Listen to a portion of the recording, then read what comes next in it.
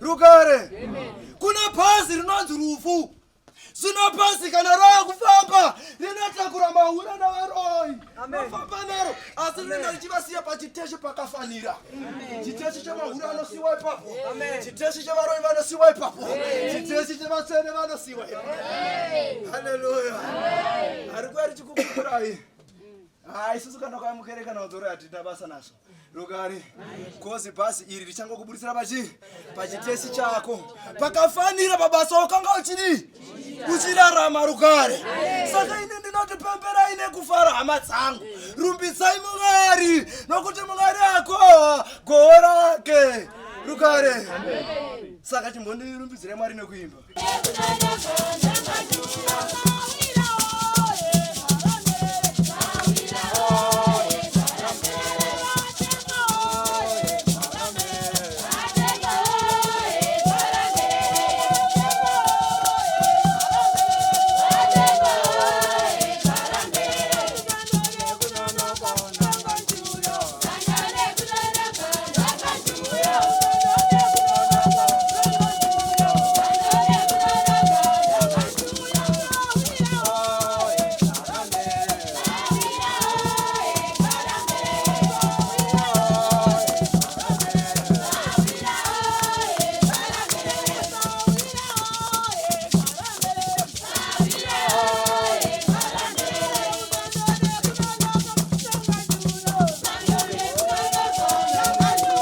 Tinokukwazisai mhuri yeZimbabwe tichirimoka munzvimbo yeKadoma. Nhasi uno tati tikupei part 2 yenhau iyoyo nekuti patakakupai takaona kuti ringaite zenda nakuenda renyaya. Nhasi uno toda kukupai part 2. Rangu zita ndinonzi Andrew Neshamba. Nhasi uno ndafamba ndega zvakare. Mandlovu vati vari kumbozorora havasati vazvijaira kazvekungotaurisa. Nhau yatiinayo zuva ranhasi ndiri kuedza kunyatsotsvagisisa kuti chii chakaitika kumushakabvu. Akaurawa nemvura here, akanyura here nekutadza kuswima, kana kuti zvedi pane zvakaitika. Ndofunga paya makanzwa nhau yelaiti ranga richioneka mumvura. Raimbori laiti rechii? Zvichirevei? Idzo njuzu mazira ndeita hadzizobatidze malights, asi kana light rakuwanika mumvura panyura munhu panobva patepa mibvunzo yakawandisa. Tinonzwa zvakare kuti pane murume akati atorerwa foni nenjuzu, akadonedza foni yake achitiza njuzu, vanhu vakamuseka havo, asi aenda foni yake iyoyo tingati here ndiyo yakasara yobatidza light. Iyo foni ukaisa mvura mazira anoita kune hadzo foni shoma shoma dziri waterproof, asi handizoziviwo hangu kuti light rainzi raimboita richikura rodzikira, richikura rodzikira, kuita sezviya zvinoitwa nechipoko. Obviously mufi anga asati akumuka chipoko. Chipoko ichi tinoziva kuti pane vamwe vanhu 2 vanonzi vakanyura mudhamu irori kuti ndicho here laiti racho rechipoko, kana kuti injuzu yaibadza laiti, kana kuti ndiyo foni yaiita zvese izvozvo. Asiwo zvakare pane chiitiko chaitikawo muzuva ranhasi vachiparidza paita chamupupuri. Maziro atinoita chamupupuri ndo mafambirwo zvakare. Muchiri kutondera nhau yatakaita kuchiredzi iya zvainzi njuzu inofamba iri chamupupuri. Now mapostori paanga achiimba chamupupuri chabva chaenda nepakati pavo pachazopfuura. Nyange zvazvo mamwe mashotsi takwanisa kuatora, mamwe acho hatina kukwanisa kuatora, asi pachazopfuura chazoita kuti Togo chakananga mudenga. Zvinoreveiko? Mhepo yabva pakati pemapostori yobva yazoenda mudenga kudaro. Dzanga dzasvika here njuzu? Regai tikupei chirongwa chanhasi. Rangu zita ndinonzi Andrew Neshamba. Senguva dzese mhuri yeZimbabwe tinokurudzirai kusubscribe kuDrewmas Media. Drewmas Media, taking you to another level.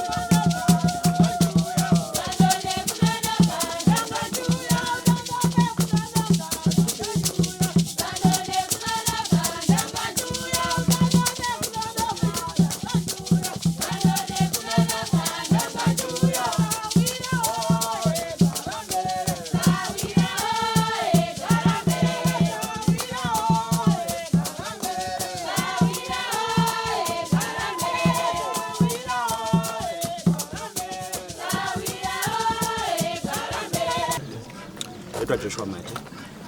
Ndiri mwana wePastor Kadoma. Ndingada kukuudza background yedhamu. Dhamu takawana riripo rakavakwa kudhara asi ranga riri shalo. Saka raipera mvura makore wose kana kwanyanya kuita drought raipera mvura.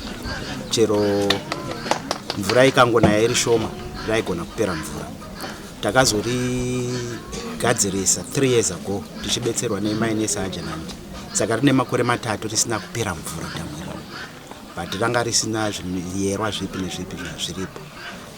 Musi wakaitika chiitiko chine Friday vana vakatopinda mudhamu mumo vakabata hono. Saka zvekuti munogara njuzu munodi hatizivi. Hatina uyero hwarinaro. Kana zviripo tichazozivawo nekuenda kwenguva. Ndingada kutsinirawo kuti mu 2019 pane munhu akanyura imomo.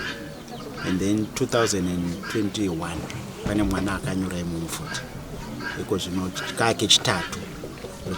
Pekutanga ranga risati ragadziriswa. Pech2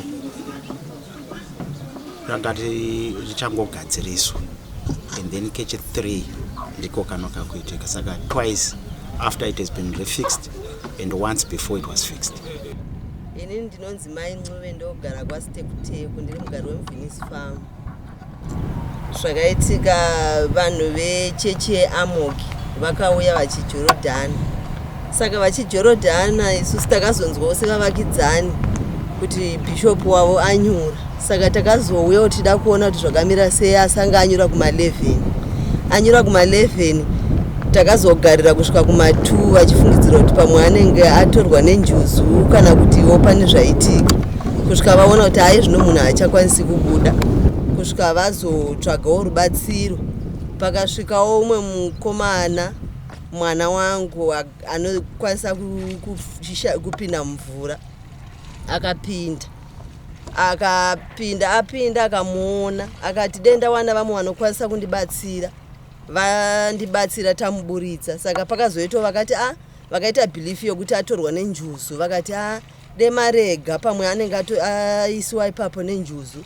Saka kuti mumutore zvechisimba hazvizoiti, zvinozokanganisika. Ndokubva asiya mukomana uya. Paakasiya vakazoramba vachingorindawo sevanhu vechechi vanga vane belief yavakange vainayo.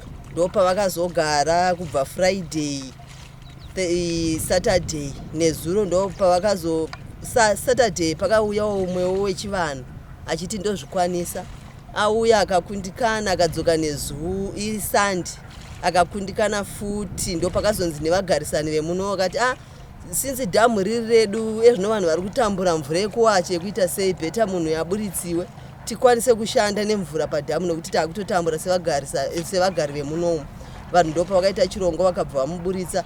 Mwana wangu zvemukomana anonzi Romeo neumwe wasawira wangu anonzi Nderezina ndopa vakati aregai tipinde tibatsire vanhu. Ndopa vakapinda vakabatsira akabudiswa.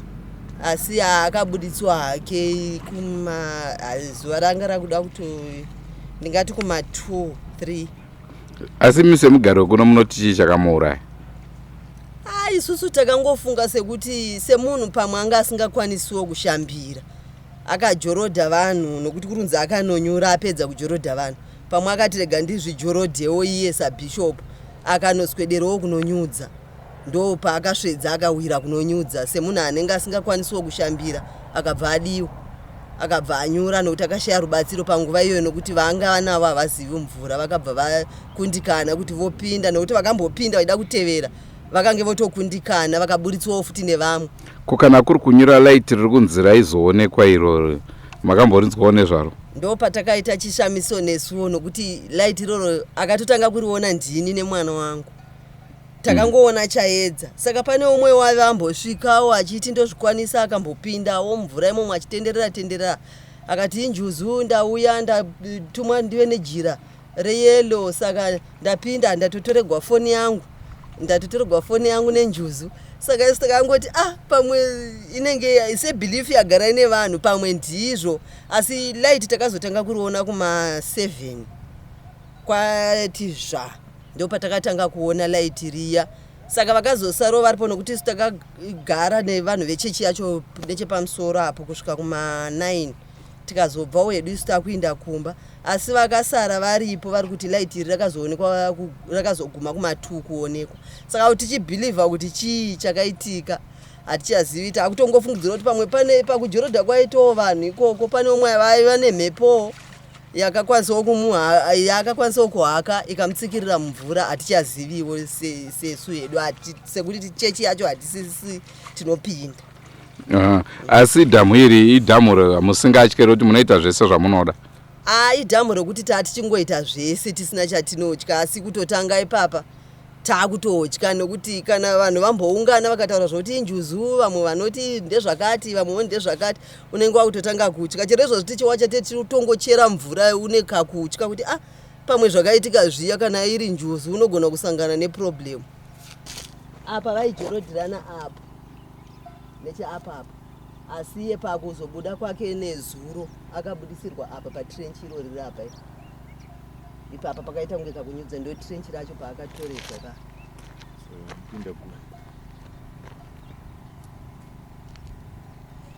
ndo paioneka light ipapo.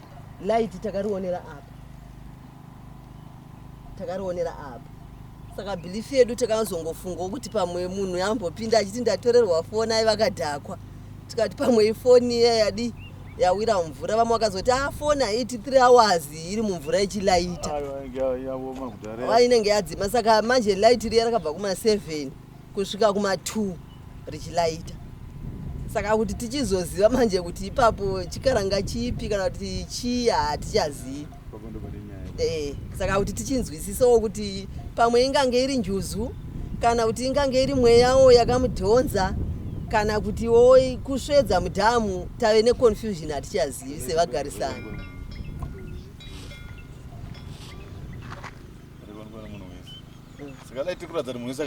Light rakatoonekwa isusu takasara nokuti apa iri dhamu repurazi ranasekuru saka vanasekuru panguva yavanga vasipo isusu sevazukuru murume wangu ndiye mwana wehanzvadzi yanasekuru ndiye akanga aripo saka ini ndaive ndiripo padhuze saka tisu takatotanga kuona light imi pane light riri kubuda mumvura apa vanhu vakati light ndo patakadana vamwe vacho vaiva vari nechekumusoro takati uyai muonewo zvatiri kuona panapa vakabva vaswedera vanhu tikati onai light riri kusumuka apo saka raisumuka kudai kutoona kuti tochi chaiyo roti ngaa robva radzima rodzoka futi roti ngaa robva radzima rakaita nguva kusvika kuma2 richidero light riya richiratidza kuti riri kuto 2 am raita richisumuka potoona kuti ngwee pamusoro rotanga rakalaita mumvura rosumuka moona kuti ngwee pamusoro pemvura. Asi kuti ingave foni here iwe foni yachinge yakakura zvokuti ingaenza nelight amboiona nefoni yake sitakazongowa kuti ndatorerwa foni yangu nenjuzu penguva iyoyo foni yake akwai kuchakachena paakapinda asi light takazotanga kuriona kuma7 saka vamwe vari kuti kubva ipapo manje netime yakapinda kusvika kuma7 kana iri foni inenge yatodzima kudhara.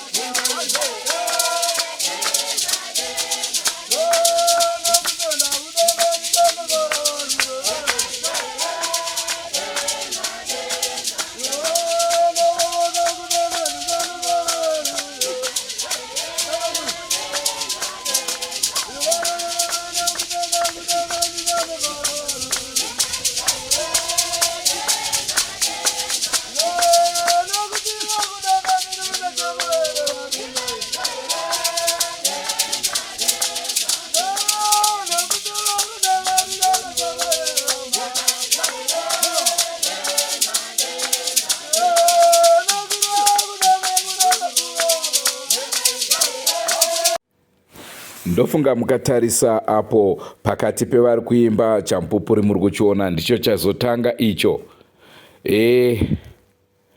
Muchaona zvakare pamberi apo.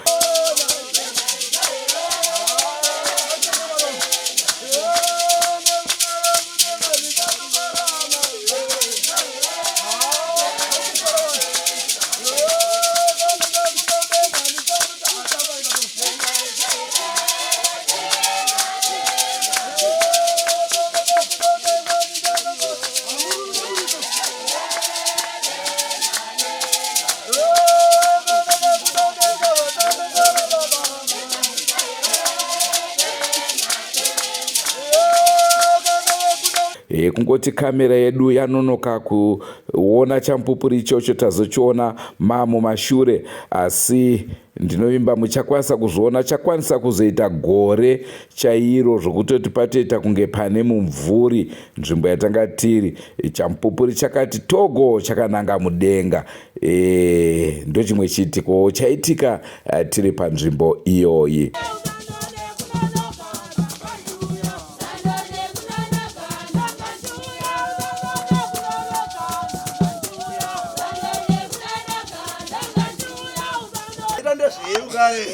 Zangu zaita nokuti Mwari vaita zvanga vachida.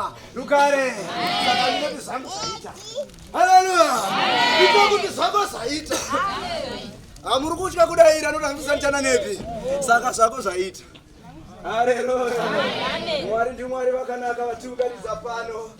Ivo Mwari ndo vaita kuti tive pano. Sisi taudza Mwari kuti tada kuva pano. Asi ivo ndo vatita kuti tive pano. Lugare.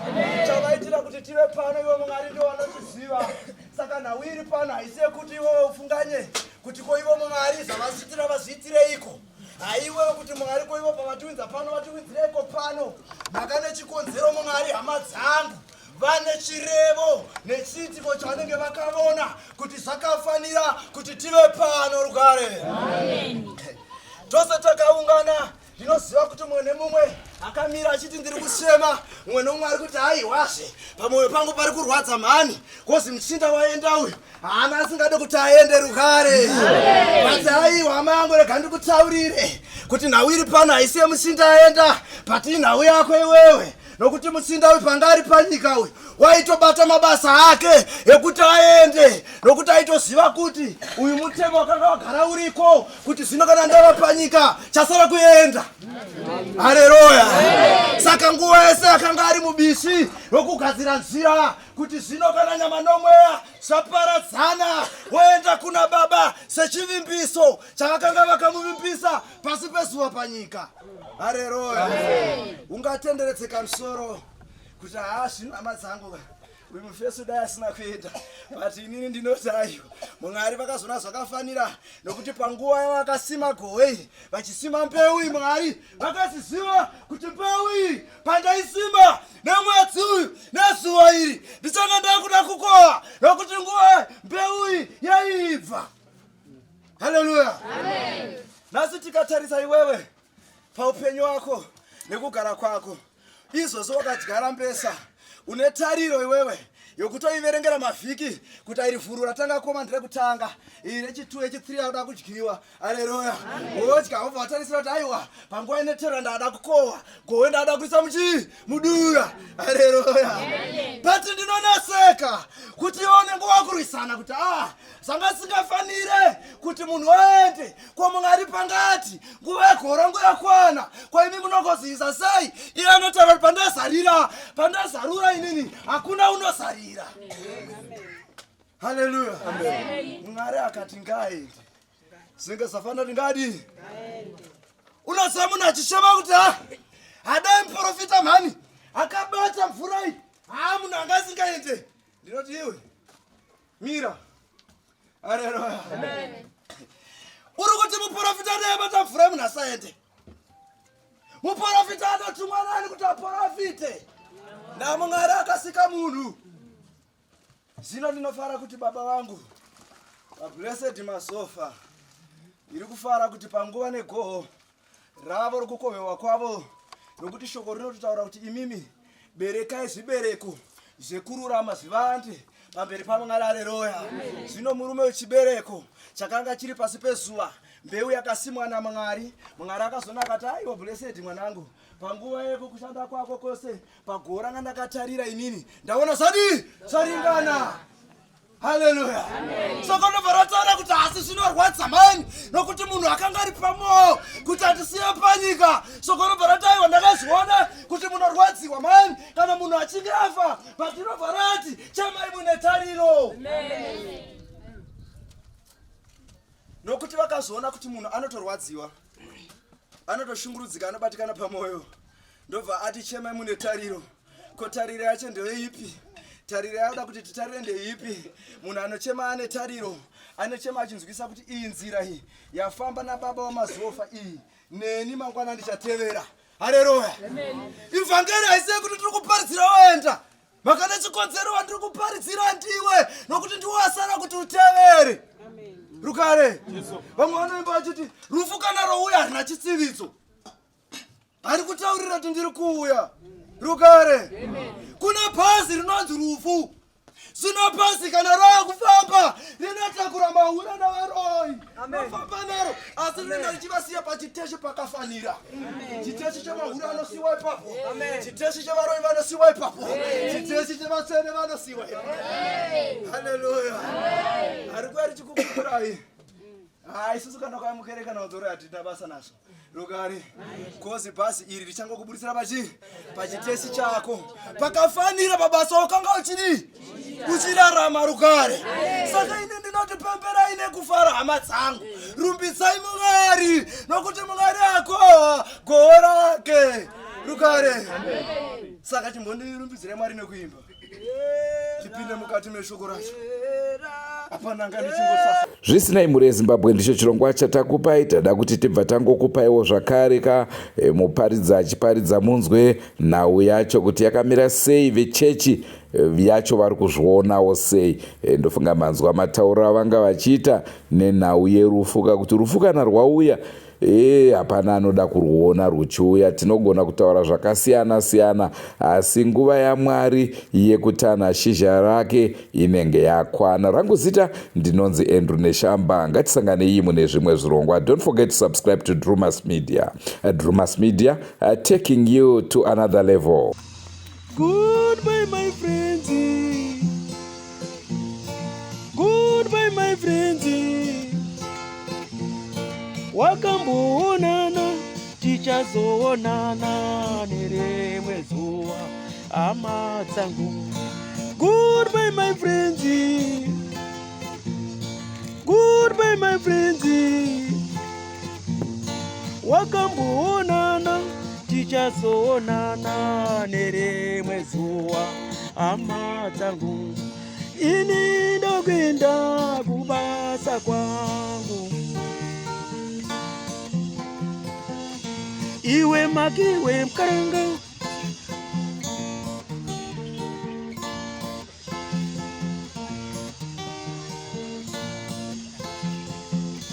iwe makiwe mkaranga, iwe makiwe mkaranga.